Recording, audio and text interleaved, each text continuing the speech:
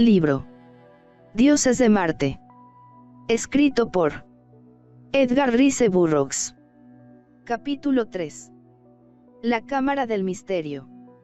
La estridente carcajada dejó de resonar en los muros del pétreo aposento, y Tars Tarkas y yo guardamos un profundo y expectante silencio, pero ningún ruido volvió a romper la quietud del sitio, así como tampoco nada se movió al alcance de nuestras miradas.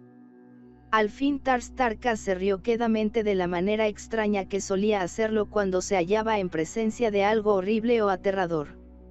No era una risa histérica, sino la genuina expresión del placer derivado de lo que en la tierra mueve al hombre a odiar o llorar. A menudo le había visto revolcarse en el suelo en locos accesos de irreprimible regocijo al presenciar las mortales agonías de las mujeres y los niños bajo la tortura de la infernal fiesta de los marcianos verdes, denominada los Grandes Juegos. Miré al Tark, con una sonrisa en mis labios, porque allí, en verdad convenía más mostrar cara risueña que unas facciones temblorosas. ¿Qué pasa?, le pregunté. ¿Dónde diablos estamos? Me devolvió mi mirada, sorprendido. ¿Qué dónde estamos?, repitió. ¿Me estás diciendo, John Carter, que no sabes dónde estamos? Que me hallo en Barsoom es todo lo que puedo adivinar, y eso gracias a tu presencia y a de los grandes monos blancos, pues todo cuanto he presenciado hasta ahora, en nada me recuerda al amado Barsoom que conocí hace 10 largos años y que tan distinto es del mundo donde nací. No, Tars Tarkas, no sé dónde estamos. ¿Dónde has estado desde la fecha en que abriste las poderosas puertas de nuestra planta atmosférica, después de que muriera el guardián y se detuvieran las máquinas provocando la agonía de Barsoom por asfixia cuando aún no estaba muerto? Tu cuerpo no fue encontrado nunca, aunque los hombres de un mundo entero le buscasen años y años, y aunque el Yedak de Helium y su nieta, tu princesa ofrecieron tan fabulosas recompensas, que hasta los príncipes de sangre real tomaron parte en la búsqueda. Solo quedó una conclusión que obtener cuando todos los esfuerzos por encontrarte fracasaron, esta es que emprendiste una larga y última peregrinación por el misterioso río Aieses para aguardar en el valle de Dor, en las costas del mar perdido de Kourus, a la bellísima Deja Toris, tu princesa. Cuando partisteis, nadie podía aún suponer que tu princesa viviera todavía. Gracias a Dios, le interrumpí.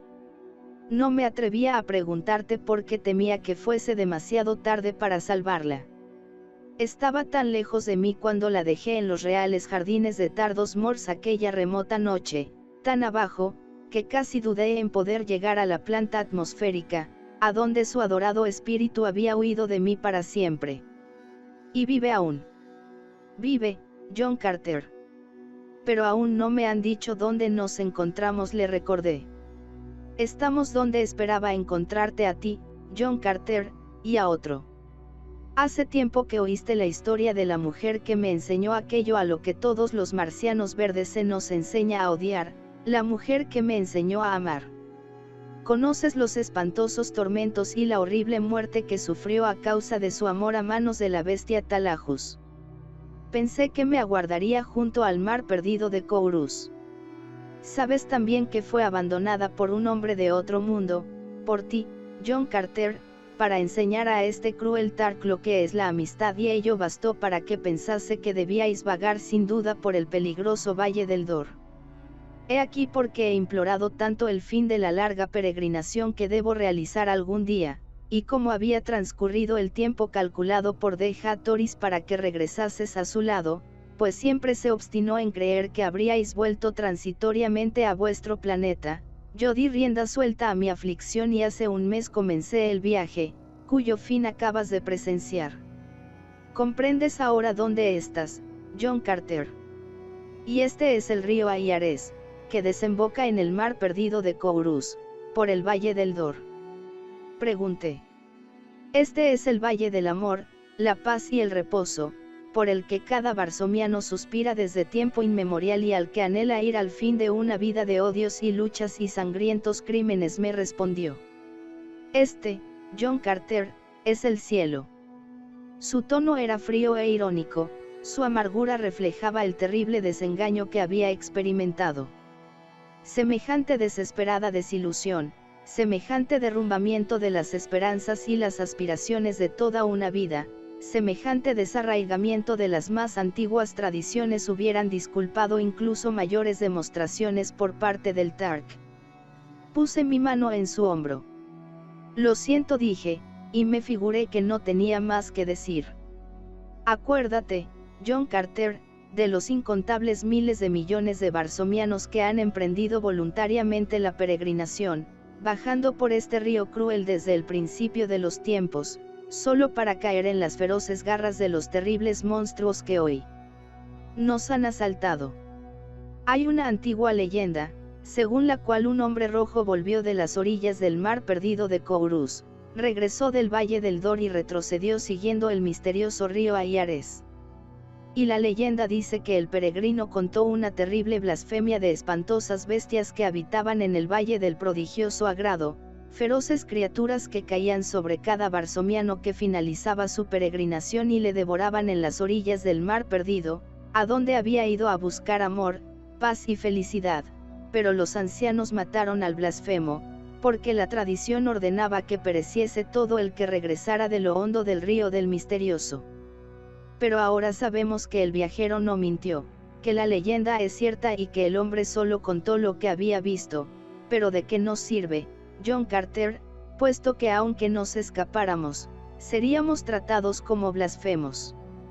Nos hallamos entre la salvaje realidad de lo cierto y el frenético sitidar de la realidad, no podemos escapar de ninguna. En la tierra, diríamos que estamos entre la espada y la pared. Tarkas le contesté sonriendo ante su dilema. Lo más razonable será que tomemos las cosas como vienen, y al menos tendremos la satisfacción de ver que quien nos masacre contará un número muy superior de muertes en sus filas de las que se provocará. Monos blancos u hombres planta, barsomianos verdes o hombres rojos, cualquiera que nos arrebate la existencia sabrá lo que cuesta acabar con John Carter, príncipe de la casa de los Tardos Mors, y con Tarkas, Yedak de Tark al mismo tiempo. No pude por menos de reírme de su mal humor, y él, por último, prorrumpió en una de esas carcajadas de auténtico gozo que resultaban una de las características del altivo jefe tarkiano y lo que le distinguía de los demás de su clase. Pero ¿y tú, John Carter?, exclamó al cabo. Si no has estado aquí estos años, ¿dónde has estado y cómo es que hoy te encuentro aquí? Volví de nuevo a la tierra, repuse. Durante 10 largos años recé y esperé el día que me condujese otra vez a este lúgubre y viejo planeta tuyo, al que, a pesar de sus costumbres crueles y terribles, me une un lazo de amor y simpatía más fuerte que el que me ligó al mundo donde nací. 10 años sufrí la muerte en vida que provocan la incertidumbre y la duda en cuanto a si de Hattoris vivía, y ahora que por primera vez, después de esos años, he visto atendidas mis oraciones y saciadas mis dudas, me hallo, por una cruel burla del destino, arrojado al único sitio de Barsoom del que en apariencia no hay escape, y aunque lo hubiera, sería a un precio igual a la muerte, y las esperanzas que abrigaba de volver a reunirme con mi princesa en esta vida han sido barridas. Estás contemplando la lastimosa futilidad con que el hombre se afana por un porvenir material. Una media hora escasa antes de que os viera batallando con los hombres planta, estaba a la luz de la luna en la ribera de un ancho río que desagua en la costa oriental de la más bendita de las tierras terrestres. Ya te he contestado, amigo mío. ¿Me crees? Te creo, replicó Tarkas, aunque no puedo entenderte. Mientras hablábamos exploré con los ojos el interior de la cámara. Tenía, quizá, 200 pies de largo por la mitad de ancho, y una cosa que parecía ser una puerta en el centro de la pared opuesta directamente a la que nos había dado entrada. El aposento estaba tallado en el material del acantilado, mostrando con profusión el oro incrustado gracias a la tenue claridad que un pequeño iluminador de radio, en medio del techo, difundía por su gran extensión.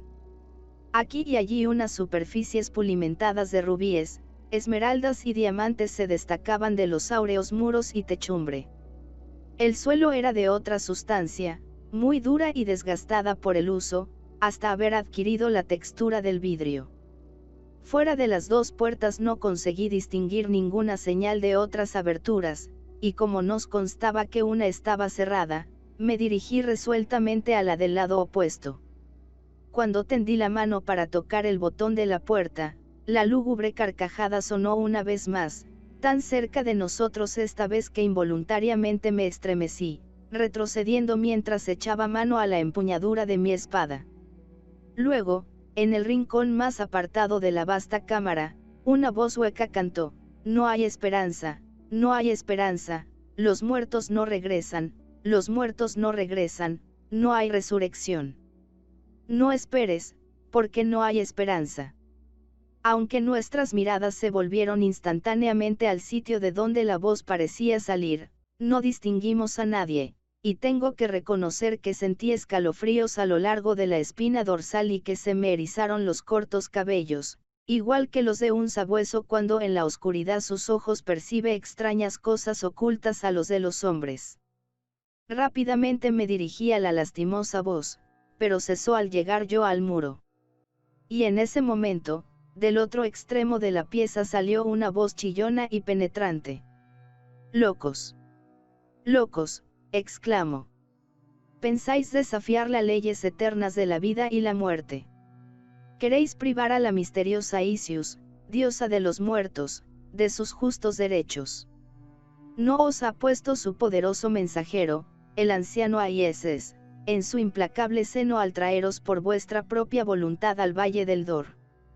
Pensáis, oh locos, que Isis abandonará lo que le pertenece. Pretenderéis escapar de donde en incontables eras ni una sola alma ha logrado huir.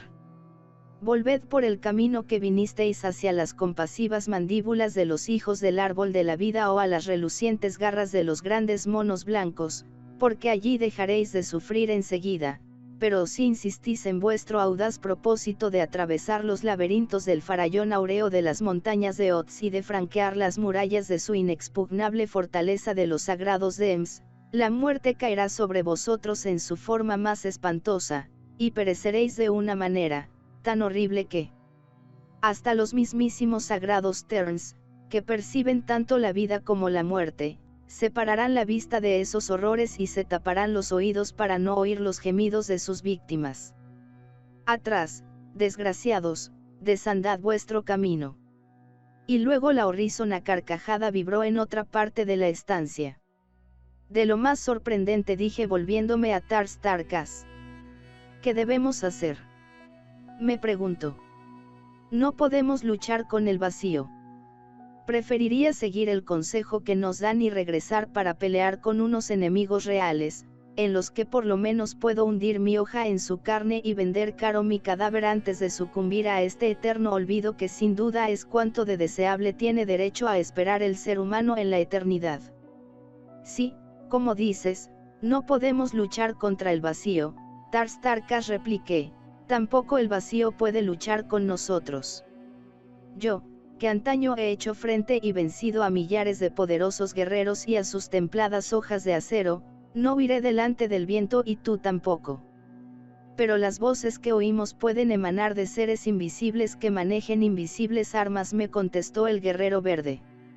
«Tonterías», Tars Tarkas grité, «esas voces provienen de seres tan reales como tú y yo. Por sus venas correrá sangre tan fácil de derramar como la nuestra, y el hecho de que permanezcan invisibles es la mejor prueba, a mi juicio, de que se trata de simples mortales que no poseen el valor necesario para atacarnos. Piensa, Tars Tarkas, que John Carter huirá al primer alarido de un adversario cobarde que no se atreve a salir al descubierto y enfrentarse a una buena hoja». Hablé en voz alta para que no pudiera dudarse de que deseaba ser oído por nuestros supuestos antagonistas, pues empezaba a cansarme de este engaño con el que pretendían amedrentarnos. Además se me ocurrió que todo aquello tal vez fuese un plan para obligarnos a retroceder por miedo, al Valle de la Muerte, del que habíamos escapado, para que fuéramos rápidamente liquidados por las salvajes criaturas que nos esperaban. Durante un largo rato se produjo un profundo silencio y luego un ruido repentino suave y sutil, detrás de mí, hizo que me volviera deprisa para mirar un gran bant de muchas patas que se arrastraba sinuosamente hacia mí. El bant es una bestia carroñera que vaga por las colinas bajas que rodean los mares muertos del antiguo Marte. Como casi todos los animales marcianos, apenas tiene pelo, presentando solo una espesa cerda en forma de crin alrededor de su abultado cuello. Su largo y flexible cuerpo está sostenido por 10 fuertes patas, sus enormes mandíbulas se hallan provistas de varias filas de colmillos, punzantes como agujas e iguales a los del calote o sabueso marciano, la boca le llega hasta más allá de sus pequeñas y puntiagudas orejas, mientras que sus dilatados y saltones ojos verduzcos añaden el último toque terrorífico a su pavoroso aspecto. Cuando se arrastró hacia mí, se flageló con la poderosa cola los amarillentos lomos, y al notar que había sido descubierto lanzó un sordo rugido con el que a menudo deja a su presa momentáneamente paralizada en el instante en que va a arrojarse sobre ella. De esa manera lanzó hacia mí su pesada mole, pero su rugido hipnotizador no había conseguido paralizarme de terror, por lo que sus ávidas fauces se encontraron el frío acero en lugar de la tierna carne propicia para ser devorada. Un instante después saqué el arma del ya paralizado corazón del gran carnívoro Barsomianio, y al volverme hacia Tars Tarkas, me sorprendió verle haciendo frente a un monstruo análogo. Apenas había acabado con él, cuando me di la vuelta acuciado por mi instinto, para observar que otro de los salvajes moradores de las montañas marcianas cruzaba saltando por la estancia para acometerme. Desde entonces, en el transcurso aproximado de una hora, fueron lanzados contra nosotros, como si en apariencia surgiesen del aire, varios horribles criaturas. Tars Tarkas debía estar satisfecho, allí había seres tangibles a los que podía rajar y despedazar con su enorme espada, mientras que yo, por mi parte, puedo decir que el giro de los acontecimientos me agradaba mucho más que el fúnebre canto de los labios invisibles. Que en nuestros nuevos enemigos no existía nada de sobrenatural lo demostraban sus gritos de dolor y sus aullidos de rabia cuando sentían el filo del acero en sus vísceras y la sangre que brotaba de sus tajadas arterias cuando morían eran verdaderamente real.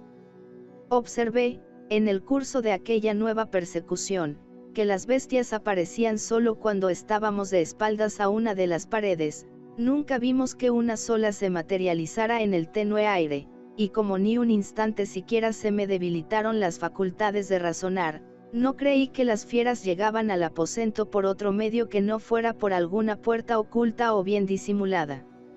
Entre los adornos del arnés de cuero de Tars Tarkas, que es la única prenda usada por los marcianos, aparte de las capas y los trajes de seda y piel para protegerse del frío después de anochecer, había un pequeño espejo, como del tamaño de los de mano utilizados por las damas, el cual colgaba entre los hombros y su cintura en la ancha espalda del guerrero. Una vez que éste se inclinaba hacia adelante para mirar a otro enemigo que acababa de vencer, mis ojos acertaron a fijarse en el espejo, y en su brillante superficie vi retratada una imagen que me obligó a exclamar en voz baja: «Quieto, Tars Tarkas. No muevas ni un músculo siquiera». Él no me preguntó por qué y permaneció inmóvil como una estatua sepulcral, mientras que mi vista contemplaba un extraño espectáculo que para nosotros significaba tanto. Lo que vi fue el rápido movimiento detrás de mí de una sección de la pared. Giraba sobre pivotes, y con ella la sección del piso correspondiente giraba también.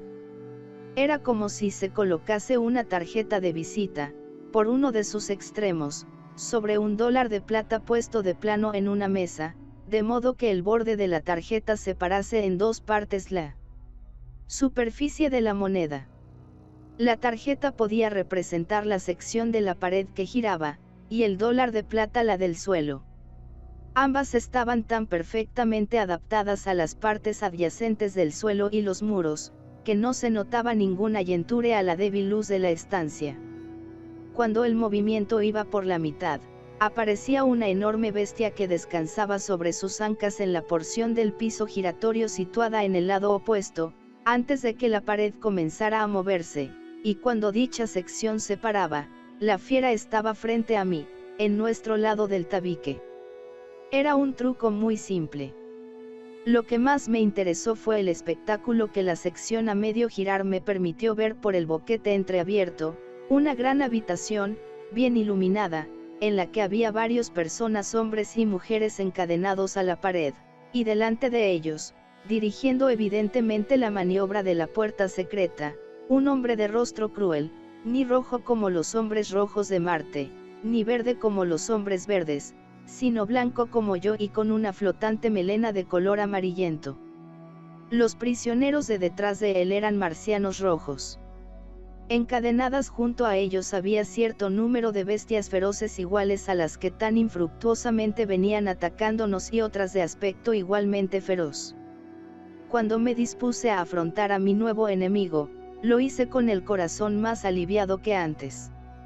«Mira el muro de la más distante a nosotros, Tars Tarkas», le dije, «hay allí una puerta secreta hecha en la pared por la que nos sueltan las fieras que nos atacan». Yo estaba muy cerca de él y le hablé en tono casi imperceptible para que mi descubrimiento del secreto no llegase a oídos de nuestros atormentadores. Por último, como continuábamos de cara al extremo opuesto del aposento, no prosiguieron las embestidas de las fieras, lo que me convenció de que los tabiques estaban perforados de algún modo con objeto de que nuestros actos se pudieran observar desde fuera.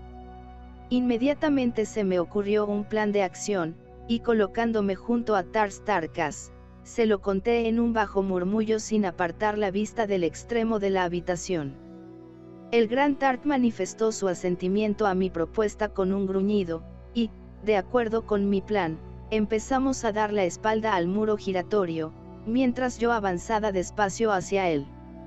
Cuando alcancé un punto situado a unos 10 pies de la puerta secreta, le indiqué que se quedase quieto por completo hasta que yo hiciese la señal convenida, y rápidamente volví la espalda a la puerta, a través de la cual casi sentía el aliento jadeante de nuestro presunto verdugo. Instantáneamente busqué con los ojos el espejo usado por Tars Tarkas, y en un segundo me preparé a presenciar cómo giraba la parte de la pared que volcaba sobre nosotros sus salvajes terrores. No tuve que esperar mucho, ya que enseguida empezó a moverse con velocidad la dorada superficie. Apenas se inició el movimiento hice la seña a Tars Tarkas, saltando simultáneamente a la mitad de la puerta, que se separaba de mí girando. De igual modo, el Tark brincó con presteza sobre el hueco dejado por la sección que se apartaba. Un solo salto me hizo pasar por completo a la habitación adyacente y me puso cara a cara con el individuo cuyo rostro cruel acababa de entrever. Tenía aproximadamente mi estatura y era muy musculoso y, a juzgar por los detalles externos, estaba constituido como un terrestre. Llevaba al costado una espada larga, una espada corta, una daga y uno de esas destructoras pistolas de radio, tan comunes en Marte. La circunstancia de que yo estuviera armado solo con una espada y de que la ley y la ética de las batallas en Barsoom prohibieran pelear con elementos desiguales, no produjeron efecto alguno en el sentido moral de mi contrario, quien echó mano a su revólver apenas toqué el suelo a su lado, pero a un certero tajo de mi espada larga envió el arma de fuego volando al otro extremo de la habitación antes de que pudiera dispararla. Instantáneamente desenfundó su espada larga, y armados los dos de igual manera. Nos enzarzamos con denuedo en el combate más igualado que jamás tuve. El sujeto era un maravilloso espadachín, sin duda acostumbrado a batirse, mientras que yo no había cogido una espada en mi mano a lo largo 10 años hasta aquella misma mañana. A pesar de eso, recobré enseguida mi perdida destreza, así que a los pocos minutos mi adversario empezó a comprender que había dado con su horma. Su rostro se puso lívido de rabia al encontrar que mi guardia era impenetrable mientras su sangre brotaba de una docena de pequeñas heridas que recibió en la cara y el cuerpo. «¿Quién eres, hombre blanco?», murmuró. «Que no eres un barsomiano del mundo exterior lo demuestra tu color, y tampoco eres de los nuestros». Su última afirmación fue casi una pregunta. ¿Y si fuera de los del templo de Isius? Exclamé con atrevida decisión. Maldita sea la suerte, replicó palideciéndole el semblante bajo la sangre, que lo cubría casi por entero. No sabía cómo continuar por ese camino, pero conservé con cuidado la idea por si más adelante las circunstancias la hacían necesaria. Su contestación indicaba que, por lo que él sabía, yo podía venir del templo Seisius, en el que habitaban por lo visto hombres parecidos a mí. Tampoco cabía duda de que aquel hombre temía a los moradores del templo o que les profesaba a ellos o a su poder, tal devoción que temblaba al pensar en los daños y los castigos que podían devenirle por haberse enfrentado a uno de ellos.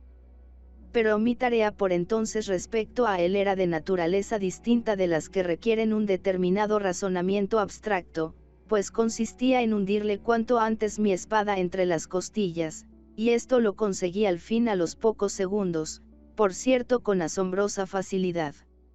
Los prisioneros encadenados asistían al combate sumidos en profundo silencio, y en la estancia no se oían más ruidos que el del choque de nuestras espadas, el del roce en el suelo de nuestros pies desnudos y el murmullo de las escasas palabras que ambos pronunciamos con los dientes apretados sin interrumpir nuestro mortal duelo. Pero mientras el cuerpo de mi contrario se derrumbó en el suelo como una masa inerte, un grito de aviso salió de una de las mujeres prisioneras. «Gírate. Gírate.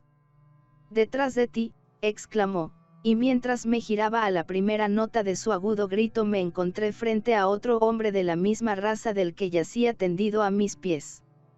El recién llegado había salido con cautela de un oscuro corredor y estaba casi sobre mí con la espada en alto cuando le vi. Tars Tarkas no se encontraba a la vista, y el panel secreto de la pared por el que había entrado estaba cerrado.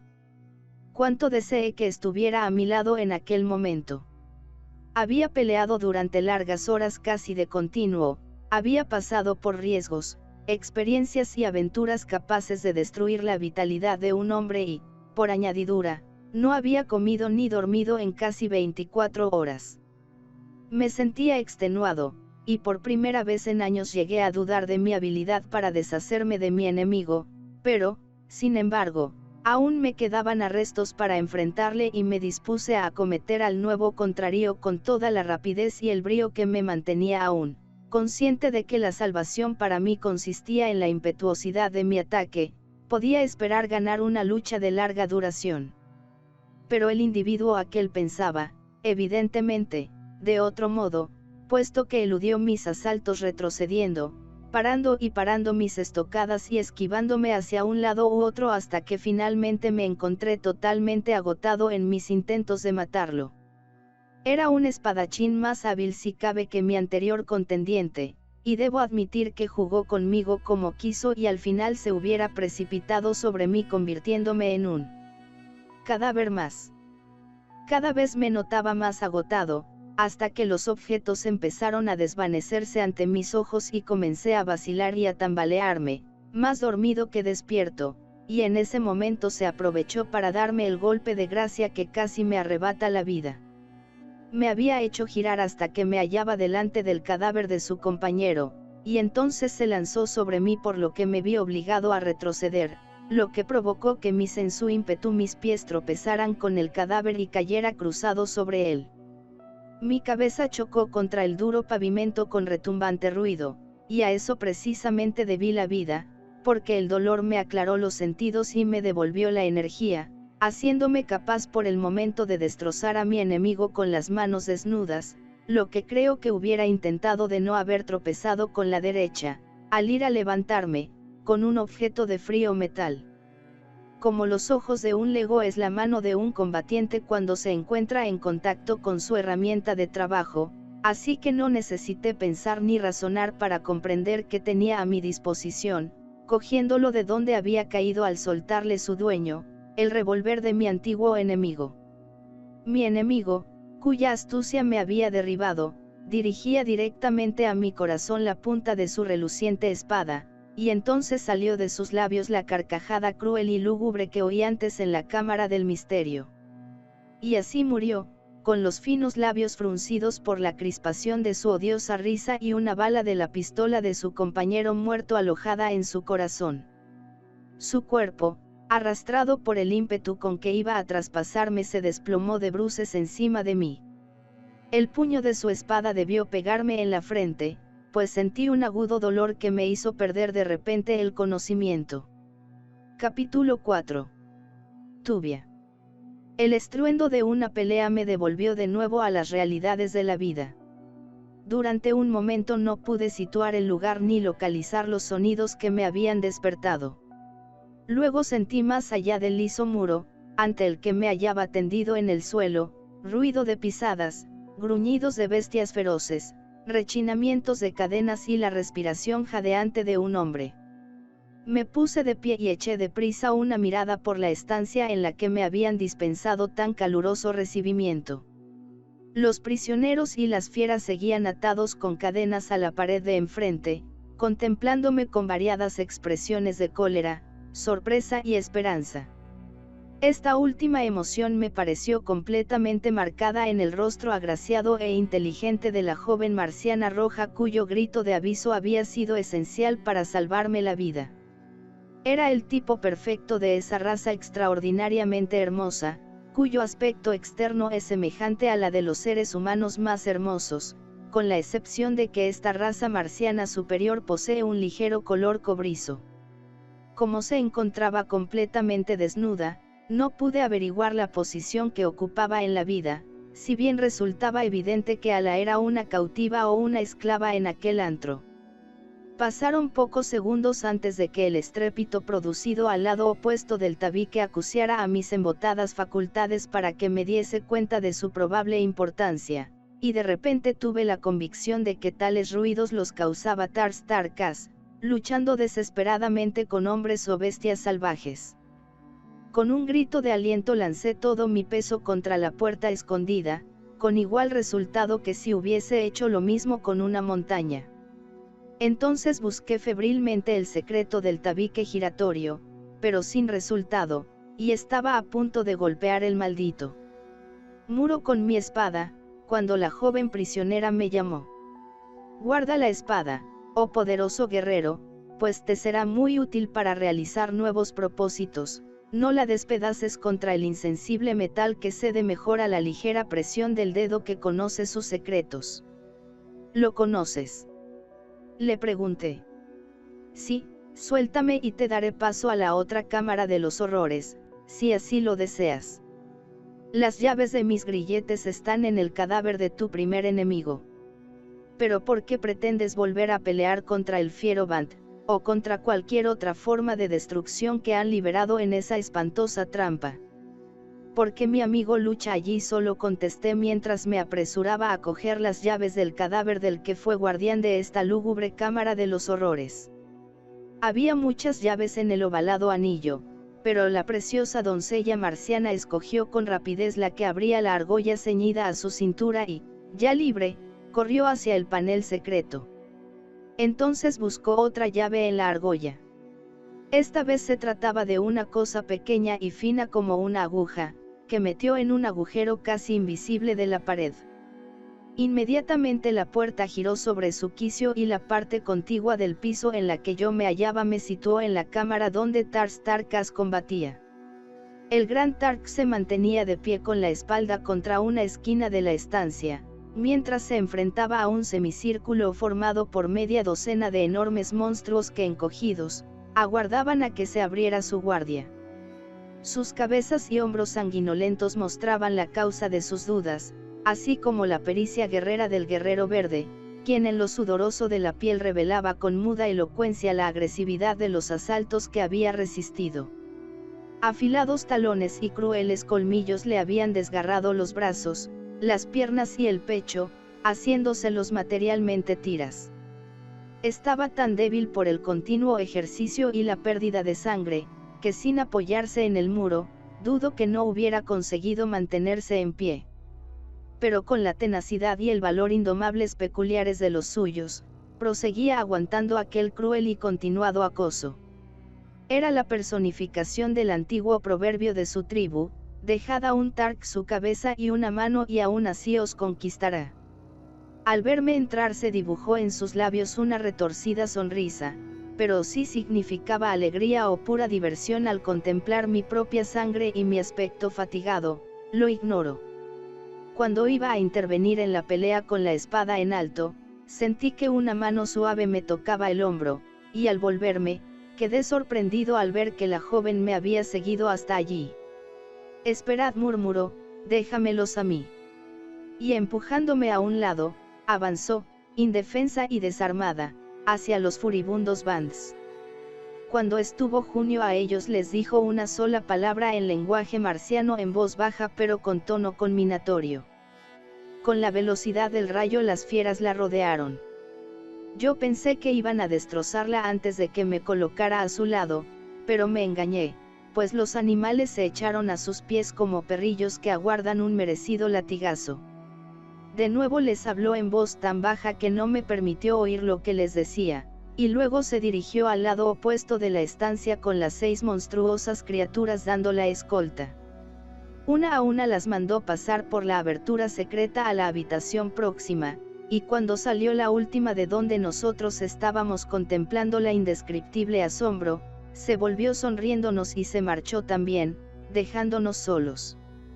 Por un momento los dos permanecimos mudos. Luego Tars Tarkas dijo: oí el ruido de lucha detrás del tabique que te dio paso, pero no temí por tu vida, John Carter, hasta que sonó un tiro de pistola. Sabía que no hay hombre en Barsoom capaz de enfrentarse a ti con el acero desnudo y que pueda salir con vida, pero el disparo me quitó toda esperanza respecto a ti, ya que carecías de armas de fuego. Cuéntame. Así lo hice a petición suya, y luego ambos nos dedicamos a buscar el sitio secreto por el que yo había entrado hacía un instante, precisamente enfrente de la parte giratoria del muro, traspuesta por la joven y sus salvajes compañeros. Para desilusión nuestra, el panel eludió nuestros esfuerzos por revelar su cerradura secreta. Comprendimos que, a pesar de nuestros afanes, no sería imposible hallar un paso al mundo exterior. No obstante, el hecho de que los prisioneros estuvieran fuertemente encadenados nos condujo a creer que, con seguridad, habría una vía de escape de aquellas terribles criaturas que habitan tan incalificable lugar. Fuimos repetidas veces de una puerta a otra y de un engañoso muro dorado a su opuesto, igualmente falaz. Cuando íbamos a abandonar toda esperanza, uno de los tabiques se movió lentamente hacia nuestro lado, y la joven que se llevó fuera las fieras se nos presentó de nuevo. ¿Quiénes sois?, nos preguntó, y qué misión os trae aquí, cometiendo la temeridad de querer huir del Valle de Dor y de la muerte que habéis elegido. Yo no he elegido ninguna muerte, doncella, repuse. Yo no soy de Barsoom, ni he emprendido voluntariamente la peregrinación por el río Aieses. Este amigo mío es el Yedak de todos los Tarks, y aunque no ha expresado aún el menor deseo de volver al mundo de los vivos, le llevaré conmigo de esta farsa que os liga a este espantoso lugar.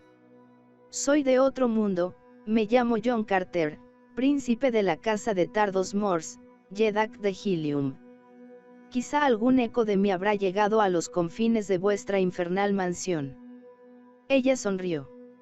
Sí, me contestó, nada de lo que sucede en este mundo es desconocido aquí.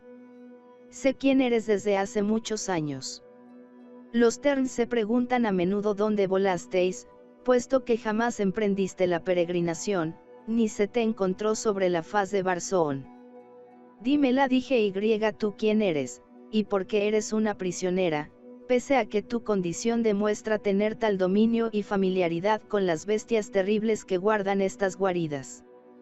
Eso resulta asombroso en una esclava. Esclava soy, me respondió. Durante 15 años he sido esclava en este sombrío lugar, y ahora que se han cansado de mí y temen el poder que el descubrimiento de sus secretos me ha concedido, acaban de condenarme a morir la muerte. La doncella se estremeció. ¿A morir la muerte?, pregunté.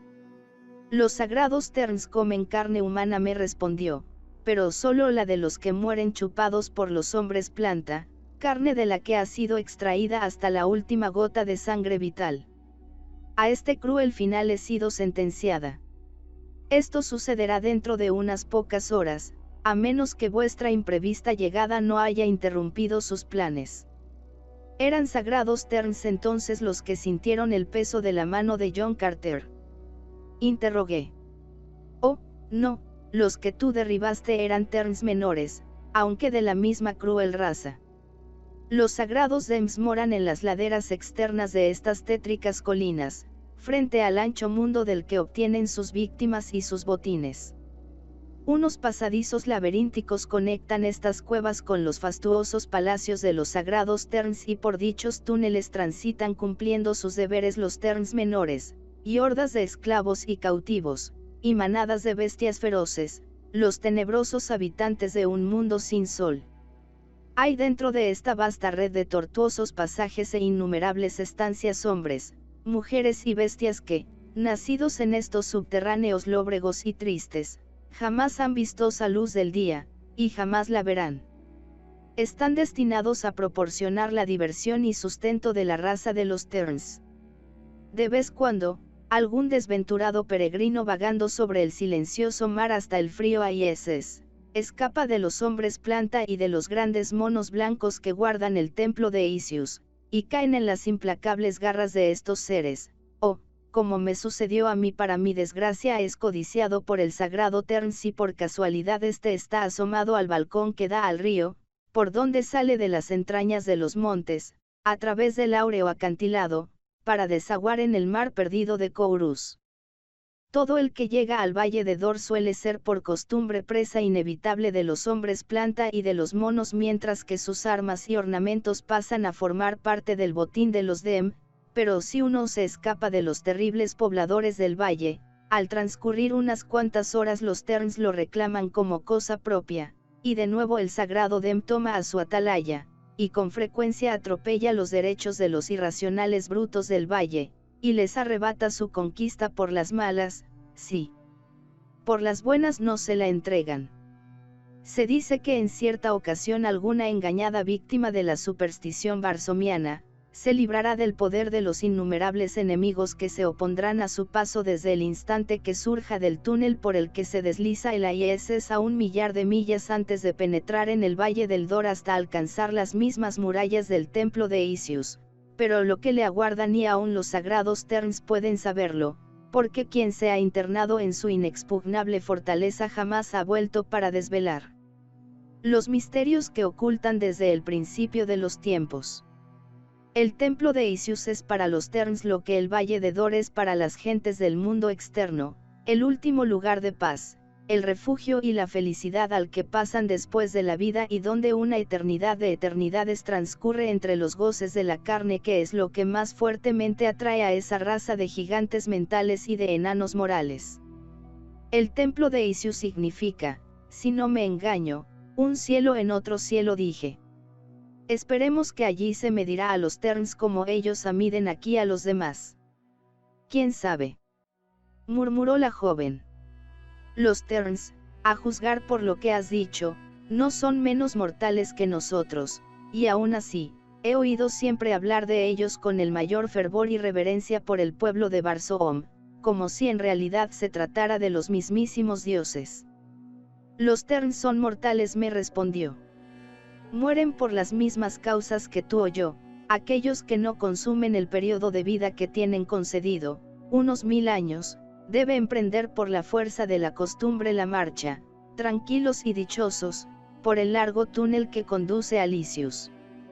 Los que mueren antes se supone que completan el tiempo de su existencia en el cuerpo de un hombre planta, y a eso se debe que estos son considerados sagrados por los Dems, toda vez que creen firmemente que en cada una de esas odiosas criaturas fue anteriormente un Dem.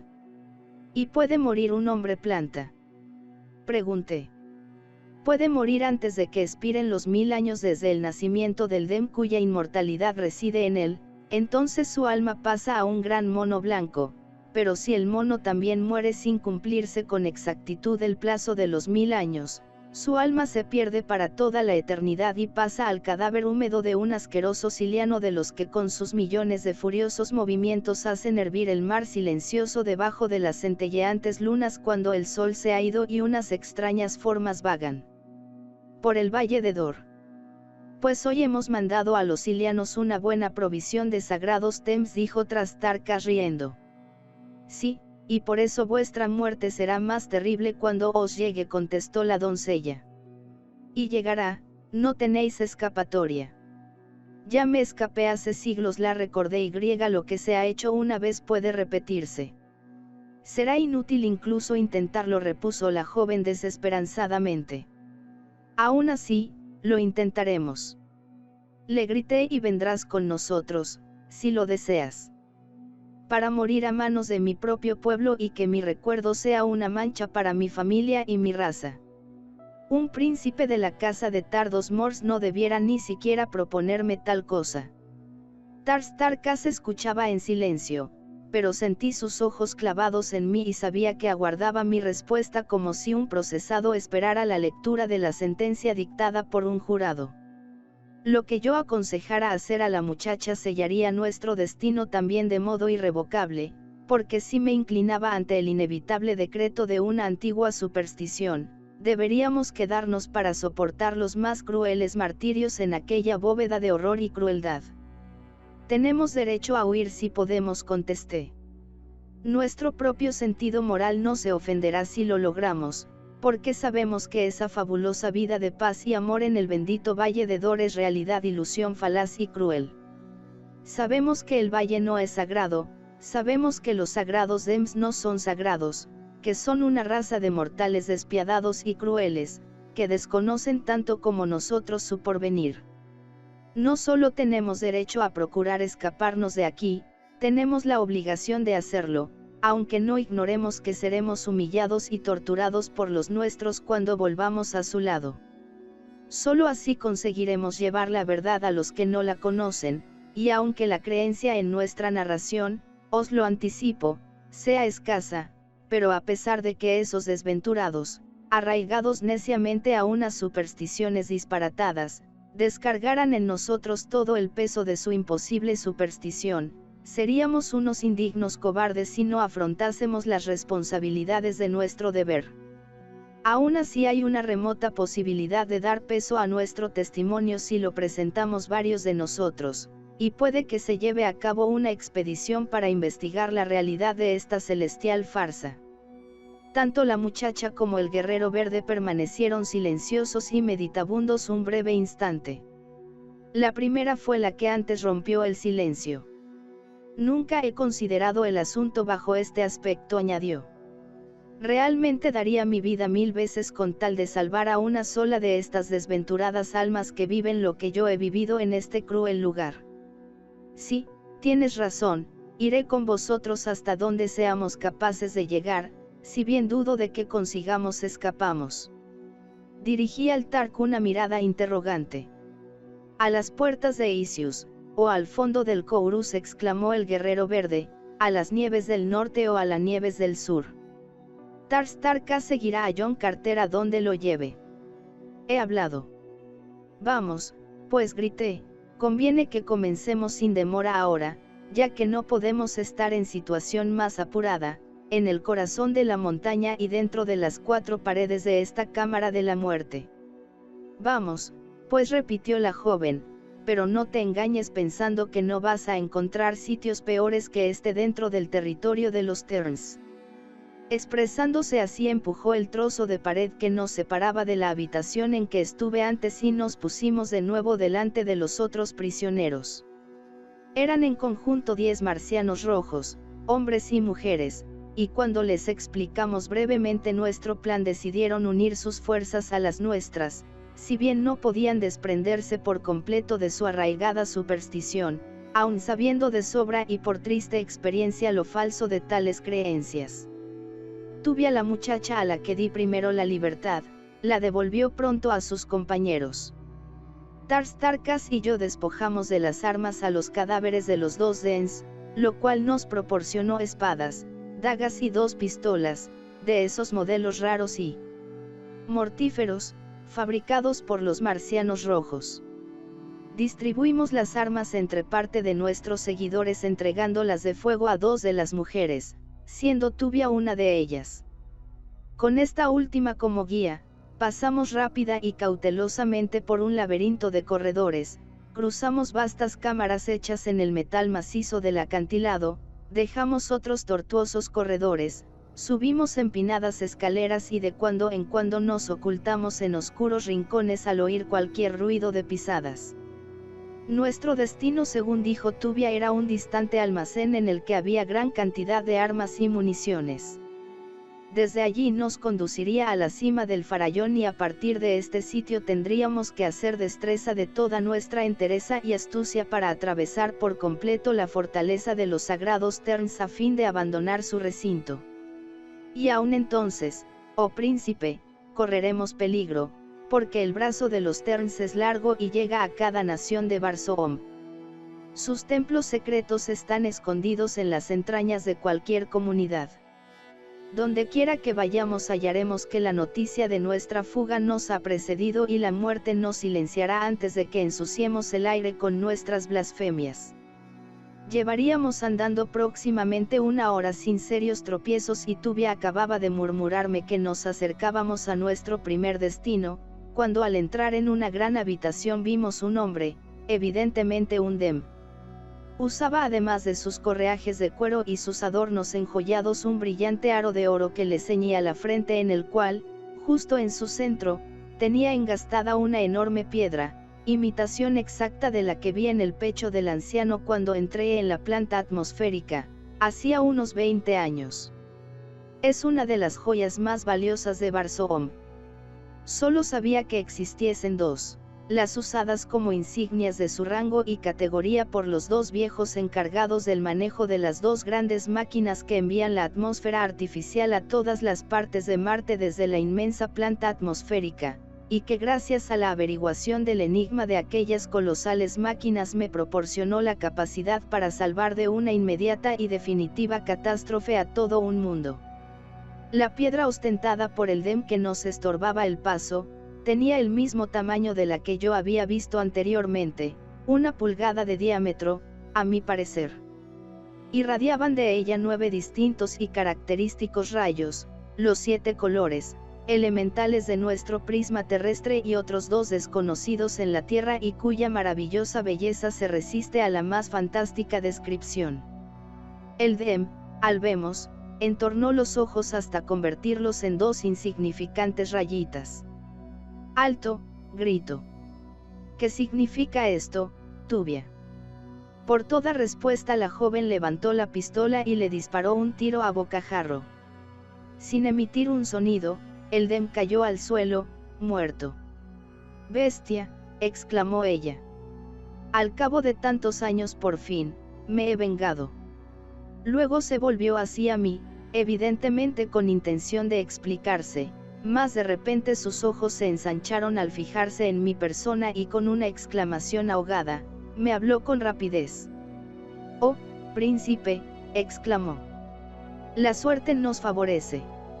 El camino aún es difícil, pero ese ser repugnante que yace en el suelo quizá nos sirva para abrirnos camino hacia el mundo exterior. ¿No notas el extraordinario parecido que tenéis con este sagrado Dem?» El hombre era precisamente de mi estatura, y el color de los ojos y sus rasgos eran semejantes a los míos, aunque su pelo era una masa de flotantes mechones amarillos, como los de mis 2 víctimas precedentes, mientras que el mío es negro y lo llevaba cortado al rape. ¿Y qué importa eso?, pregunté a la doncella. ¿Querréis que con mi pelo negro y corto haga el papel de un sacerdote rubio de este culto infernal? Ella sonrió, y para contestarme se acercó al cuerpo del hombre que acababa de matar. Se arrodilló junto al cadáver, le quitó el aro de oro ceñido a su frente, y con profunda sorpresa mía arrancó todo el cuero cabelludo de la cabeza del muerto. Después se levantó, vino a mi lado, y poniendo sobre mi pelo negro una magnífica peluca amarilla me coronó con el aro de oro enriquecido por la fastuosa gema. «Ahora ponte su arnés, príncipe», me dijo, y podrás caminar por donde desees a través reino de los Terns, ya que Sate-Trog era un sagrado dem del 10º círculo, poderosísimo entre los suyos. Mientras me inclinaba sobre el muerto para hacer lo que me indicaba, observé que el hombre aquel no tenía ni un pelo en la cabeza, pues estaba completamente calvo. Nacen todos así, me explicó Tubia, observando mi sorpresa. La raza de la que proceden poseía una abundante cabellera dorada, pero desde tiempo inmemorial la raza actual es completamente calva. Por eso la peluca constituye una parte importante de su atavío, tanto es así que si un dem apareciera en público sin ella, caería inmediatamente en desgracia. En un abrir y cerrar de ojos quedé convertido en un dem sagrado. Por consejo de Tubia, 2 de los prisioneros liberados, cargaron sobre sus hombros el cuerpo del muerto, y luego continuamos nuestra marcha hacia el almacén al que llegamos sin más contrariedades. Allí las llaves de las que Tubia despojó al dem muerto en la cámara del calabozo, nos facilitaron la entrada inmediata a la sala, donde rápidamente nos abastecimos por completo de armas y municiones. Por entonces me hallaba tan agotado de fuerzas que no podía ir más lejos y me eché en el suelo, incitando a Tars Tarkas para que me imitase y disponiendo que una pareja 2 de los esclavos liberados se quedaran de guardia.